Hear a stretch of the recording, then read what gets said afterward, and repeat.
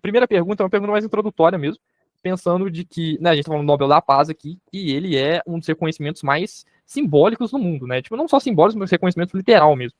E, e ele é bacana porque ele vai além das outras áreas do Nobel, que são mais científicas, tem a parte da arte ali em literatura, mas essa é uma coisa bem mais política, né? Bem mais politizada. E eu queria te perguntar primeiro qual que você diria que é o valor histórico desse prêmio existir, sabe? Tá certo. Eu acho que é sempre importante a gente lembrar que o Nobel, né, que deu o nome para o prêmio, ele era um engenheiro ligado diretamente à indústria armamentista. Né? E ele é muito famoso por ter criado a dinamite. E ninguém sabe até hoje por que ele resolveu criar os prêmios, e acredita-se que ele quis criar o Prêmio Nobel da Paz, afinal de contas não é a área dele. Tem muita gente que fala que foi por uma culpa por ter criado a dinamite e desenvolvido a indústria armamentista e ter tido um legado ao longo da sua vida de morte, né, porque, afinal de contas, né, a invenção dele está ligada diretamente à morte de muitas pessoas.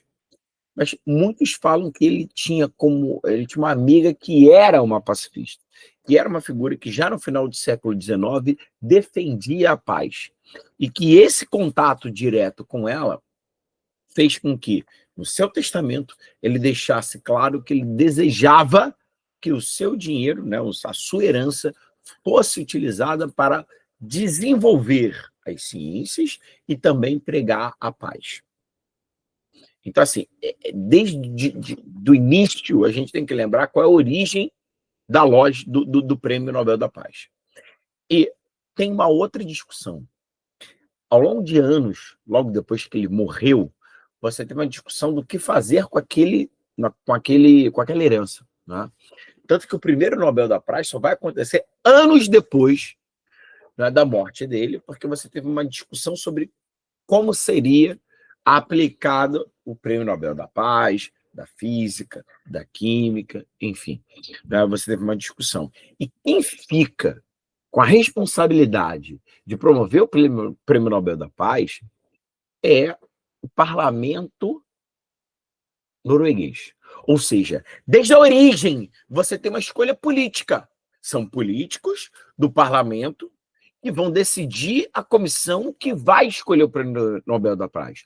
Ou seja, é um prêmio político. A gente não pode perder essa ideia. São políticos, é uma escolha política norueguesa, quem vai compor o júri e quem vai ser o Prêmio Nobel da Paz. Então, desde 1901, a gente tem aqui uma escolha política. Tá? Então, assim, a gente às vezes dá um peso muito grande, porque estamos no Ocidente, porque acreditamos que devemos defender as ideias políticas do Ocidente, mas é uma escolha política. Não é algo universal, não é algo que não pode ser contestado. Então, acho que isso é uma coisa bem importante para a gente colocar. Beleza? Perfeito, perfeito. É ótimo. É muito importante realmente a gente entender a origem do prêmio, de onde vem, quem decide, né? Quem vai ganhar, porque realmente isso faz toda a diferença. Não dá para considerar que é algo absoluto, assim, mundial.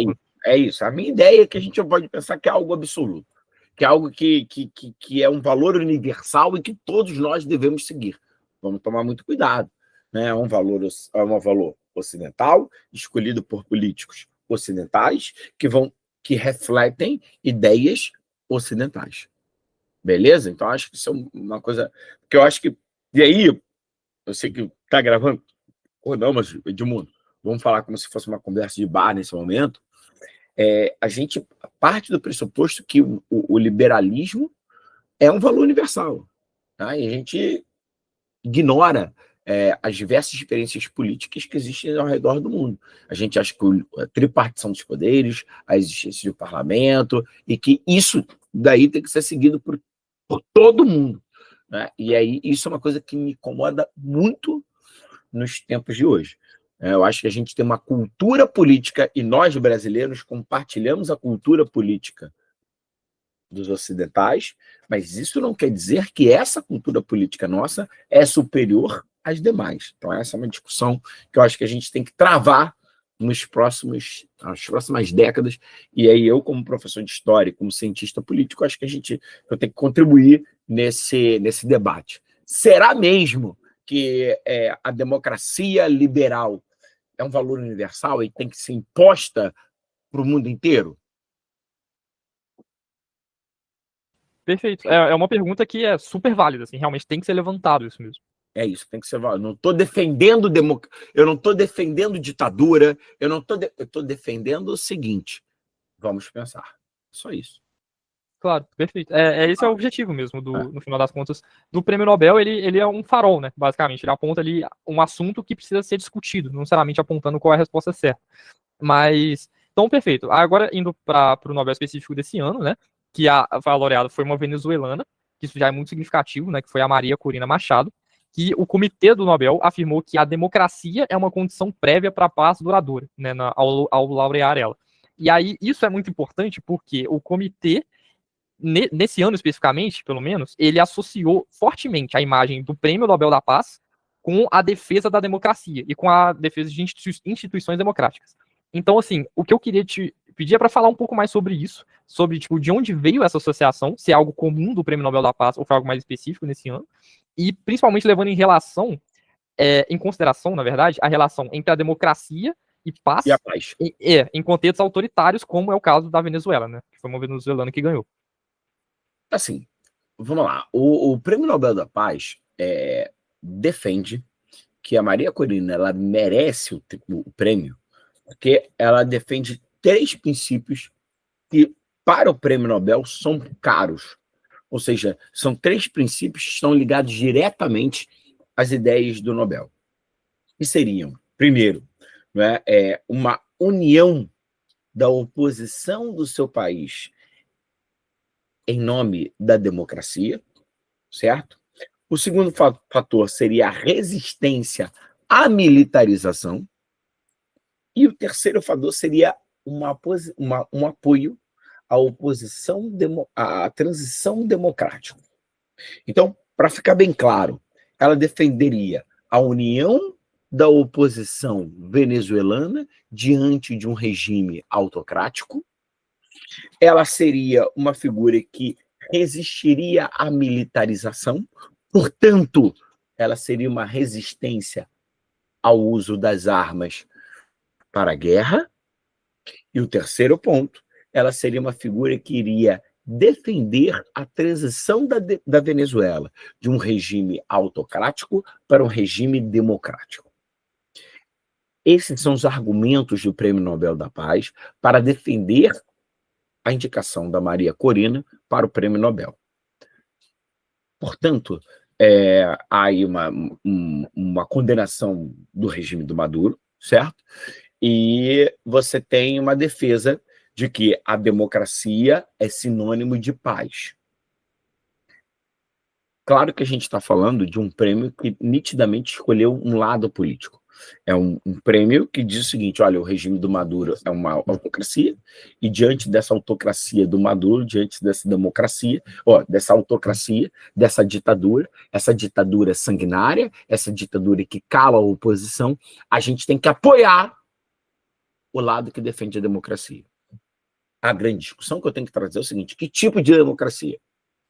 Porque a Maria Corina, ela tem, por exemplo, discursos favoráveis ao boicote norte-americano ao governo do Maduro. Ela tem discursos favoráveis às ações de Israel na guerra de Gaza. Então, assim, o que os detratores do Prêmio Nobel falam? Espera aí, ela não é uma figura que defende a paz no seu estrito senso. Ela é uma figura que, por exemplo, você tem muitas pessoas que caracterizam o que está acontecendo em Gaza como um genocídio. E ela é uma figura que tem discursos favoráveis ao que está acontecendo. Melhor, vamos lembrar que o governo do Donald Trump abertamente fala contra a ditadura da Venezuela, ou melhor, o governo Trump critica a autocracia venezuelana e nessas últimas semanas é um governo que tem agido para uma mobilização militar contra o governo do Nicolás Maduro. Então, na medida em que você apoia, dá o Prêmio Nobel da Paz para uma figura que está alinhada aos Estados Unidos na luta contra a autocracia do Nicolás Maduro, o que muita gente fala é que o Prêmio Nobel da Paz escolheu um lado e que o Prêmio Nobel da Paz está legitimando uma possível ação armada norte-americana contra o governo de Caracas. E isso é muito preocupante. Afinal de contas, se você tem uma ação armada contra um governo, você não está defendendo a paz. Essa é a discussão. Perfeito. Beleza? É por isso que eu falei para você que eu ia trazer o contraponto. Sim, não, ótimo isso é ótimo. A gente realmente entender o lado crítico a essa escolha do comitê, né? De que realmente, porque muitas vezes parece ter uma certa magia em torno do Nobel da Paz, né? De ser algo, né, a defesa da democracia, dos direitos humanos, enfim, que é esse ideal que nem sempre é alcançado, né? E aí você vai pensar o seguinte: a gente está numa guerra, a gente está vivendo agora um processo de paz, ou melhor, um processo de armistício com relação ao que está acontecendo em Gaza, entre Israel e Gaza, e o Prêmio da Paz se calou diante disso. Né? Ou a gente está em uma guerra que ainda está em curso na Ucrânia, entre a Ucrânia e a Rússia. A grande discussão é a seguinte: é uma escolha política. Quantas são as ditaduras que nós temos pelo mundo? Ditaduras que são pró-Ocidente, que o Prêmio Nobel da Paz não falou nada. Por que a escolha da ditadura da Venezuela? Ora, são vários os regimes autocráticos espalhados pelo mundo e que o Prêmio Nobel da Paz se calou até agora. Então é uma escolha política. Essa que é a discussão. Perfeito, perfeito. Que é justamente o que você traz de volta da primeira resposta, de ser realmente uma escolha bem politizada, bem política. Mas, enfim, agora a gente tentar passar por um lado mais histórico da coisa. Uhum. Você como historiador, né, enfim, a gente sabe, primeiro, né, a gente sabe que o Nobel da Paz, ele já premiou figuras como o Luther King, Nelson Mandela. Porém, pelo outro lado, ele já premiou o Henry Kissinger. O Henry Kissinger, que é um brilhante intelectual, mas ele esteve ligado a uma série de ações armadas do governo norte-americano durante a Guerra Fria. É o camarada que financiou a oposição de Angola em meio a uma guerra civil, ao processo de independência de Angola. Ele financiou a FENELA e a UNITA em um processo de independência de Angola contra o MPLA, o que vai gerar uma guerra civil que vai durar 27 anos, amigo. Então, assim, o Prêmio Nobel da Paz já teve outras escolhas extremamente polêmicas. Né? Ao mesmo tempo que é um prêmio Nobel que vai premiar o Luther King, vai premiar a Malala, né? O Nelson Mandela, também vai premiar o Kissinger. Então, é uma questão muito polêmica. E, por exemplo, vamos trazer uma reflexão que eu acho que é muito importante. Ele vai premiar o Luther King pela luta pelos direitos civis, certo? Dos negros norte-americanos que sofriam com um regime nos Estados Unidos que era um regime de segregação racial. Agora, é um regime democrático norte-americano. O regime democrático norte-americano, com tripartição dos poderes, com votação por executivo indireta, mas votação por executivo nacional, é o mesmo regime que sustentou por décadas o regime de segregação racial contra os negros no sul dos Estados Unidos. Ora, era uma democracia. Era uma democracia que sustentava o racismo oficializado, principalmente nos Estados do Sul. Então, isso é uma coisa que a gente tem que refletir. Né? Então, a democracia em si, ela não garante a paz. Nem a igualdade entre os povos. Ótimo, ótimo. Porque, então, acho que isso, assim, é a essência dessa pergunta que eu vou te fazer agora, que é justamente como que o ideal dessa resistência democrática, né, dela luta pela democracia, uma luta contra o autoritarismo, conversa com o Nobel da Paz. Então vamos lá.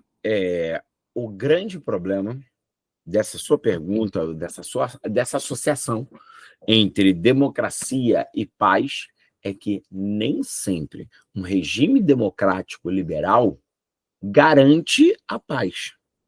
Nem sempre um governo democrático liberal garante a igualdade entre os povos. Nem sempre o liberalismo democrático garante o fim da fome, o fim da miséria, o fim do racismo. Então, essa é a pergunta que a gente tem que colocar. Qual é o tipo de democracia que a gente defende? Será que a democracia em si garante a paz, a igualdade, o fim da fome? Bom, a gente tem uma série de exemplos que dizem que não. Perfeito. Ótimo. Esse questionamento é essencial da gente levantar aqui, principalmente Eu estou por trazendo esse prêmio questões ser. incômodas, tá? Não estou trazendo respostas. Estou trazendo muito mais perguntas do que respostas. Claro. O E é meu justamente. objetivo é incomodar mesmo, mas eu acho que a gente tem que incomodar. Sim, com certeza, com certeza. A gente não pode tomar como absoluto a decisão Vamos do lembrar, comitê. os Estados Unidos são democráticos, cara. Né? E você tem uma desigualdade social absurda e você não tem paz. Exato, definitivamente. O Trump tá militarizando a segurança pública norte-americana. Isso é paz. E a Maria Corina defende algumas medidas de Trump. Mas, enfim, vai lá. Continua que eu tô enchendo teu saco, vai. Não, não, claro. Tipo assim, para falar aqui tudo mesmo que vier na cabeça, porque são questões importantes da gente colocar esse contraponto, assim mesmo, e para mostrar que não deve ser levado uma decisão absoluta, assim, realmente. Mas agora indo um pouco mais, dando um zoom out aqui no mapa, né, e tentando ver o impacto geopolítico desse prêmio, que é gigantesco, né? Por tudo que a gente está conversando aqui agora já ficou óbvio isso. Então, eu queria te perguntar o que significa para o regime específico do Nicolás Maduro e para a comunidade internacional ver uma opositora venezuelana receber o prêmio de maior reconhecimento mundial pela paz, né? Por mais que tenha todas essas controvérsias em torno disso. E porque, né, conforme a gente já falou aqui, o comitê do Nobel tomou um lado claro, que ele tomou um partido. Sim. Então, você acredita que esse Nobel pode meio que reacender ali a discussão internacional sobre a Venezuela, dar um farol para aquele lugar? Você tem. Por que você acha que ele escolheu justamente a ditadura da Venezuela? Como você bem falou, tem várias espalhadas no mundo inteiro. Qual é a grande discussão hoje em dia entre os meios políticos internacionais? Será que o Prêmio Nobel da Paz não serviu para legitimar uma ação armada do governo Donald Trump contra a Venezuela do Maduro? Vamos além.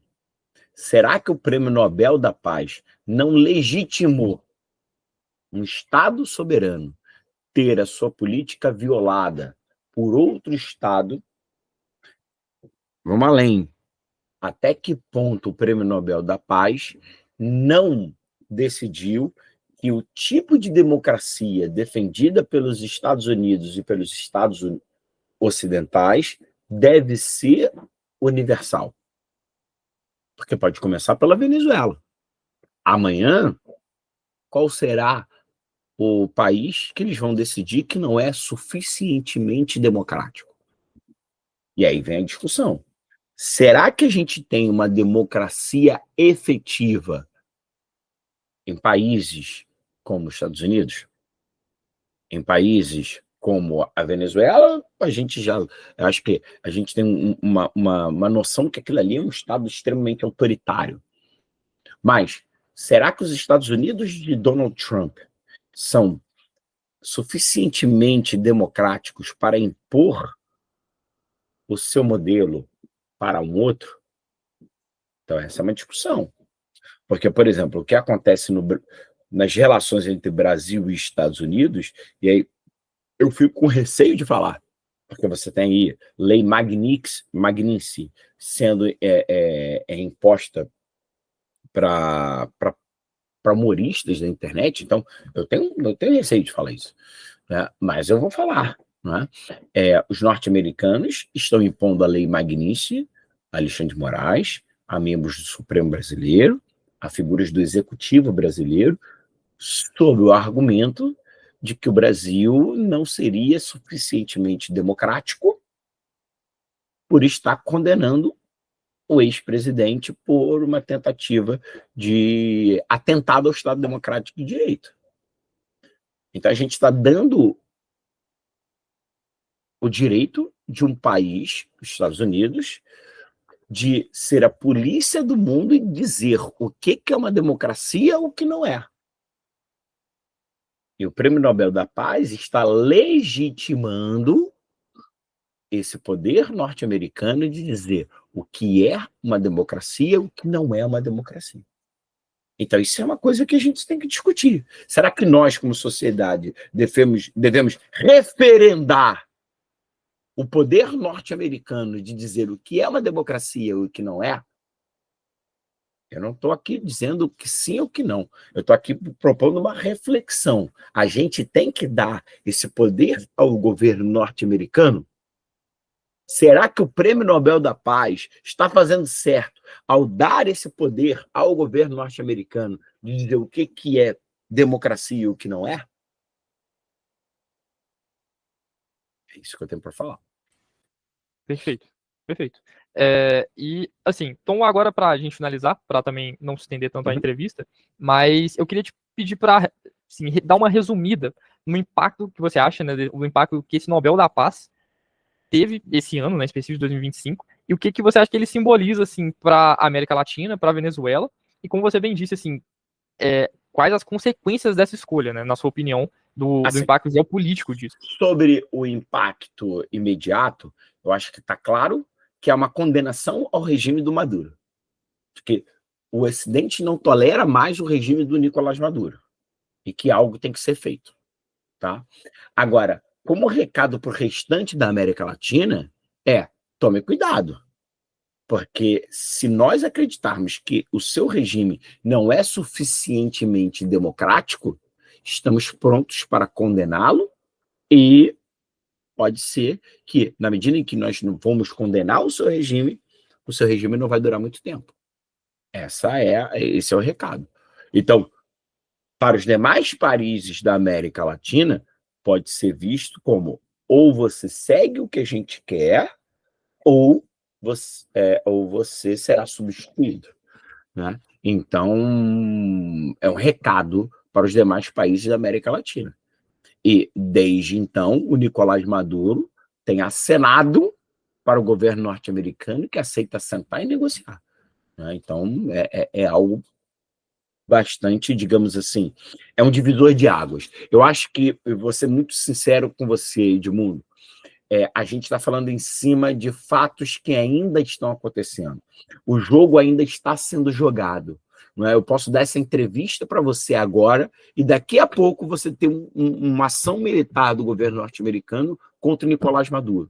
Ou o Nicolás Maduro recuando e permitindo uma ação do governo norte-americano de, por exemplo, entrada no petróleo venezuelano, que é um dos principais objetivos norte-americanos, e tudo volta a ser como antes. O jogo está sendo jogado. Mas o que é mais importante é que o Prêmio Nobel da Paz é um player nesse jogo. Né? A instituição Prêmio Nobel da Paz tem um lado, que é um lado contra o governo do Nicolás Maduro, tem um lado contra o autoritarismo venezuelano. O que vai acontecer a partir daí, só o tempo vai dizer. Essa entrevista aqui faz parte de um vídeo que a gente produziu lá pro Tinocano TV, cobrindo todas as áreas do Nobel de 2025. É só clicar no primeiro link aqui da descrição e ir lá conferir.